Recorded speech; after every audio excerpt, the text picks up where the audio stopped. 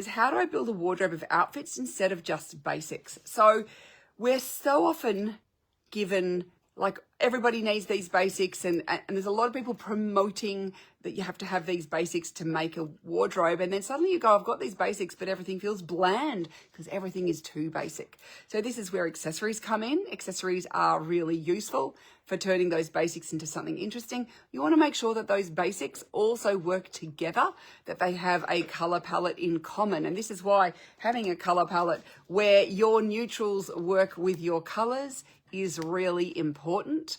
If you look at the, say, the neutrals, which you might be thinking of the basics in this palette, and compare them to this palette, they are really quite different from each other. So even like the browns and things, and that's because these neutrals go with this palette and these neutrals go with this one, but I would not want to wear these neutrals with these colors. They don't go. And so this is where, even if it's a basic, it still needs to be in your color palette. So if you need an online color analysis, you can do that. I have online color analysis, so it doesn't matter where you are in the world.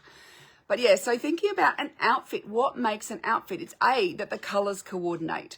B, that there is something about the styles that's similar. So if everything's super casual, that's fine. But if you've got very smart with super casual, they just don't work as well together. So it's thinking about having clothes that fit together, and that, you know, too, then maybe what we need to get in, if you've got a wardrobe of basics, we might need a few more hero garments. That adds some interest to your wardrobe. Not everything has to be basic. And the other thing too is to think about, do I like interesting basics or boring basics or plain basics? Some people have a style that is much more simple and plain. Other people need more excitement even in their basics. So it's even understanding that of, like, so you can have a otherwise, you know, grey t-shirt, but maybe it's got some interesting construction, which moves it away from being a plain and simple basic. But for some people, that interesting construction is like, I don't like that, or it doesn't allow me to layer in the way I want to layer. So therefore I prefer something more simple. So it's working out those things for yourself. And this is something that often, looking at the favorites, which are the things that are favorites, that can give you that information about what it is that you really like. And so when we're thinking about building wardrobe of outfits, this also is, like, color palette is number one.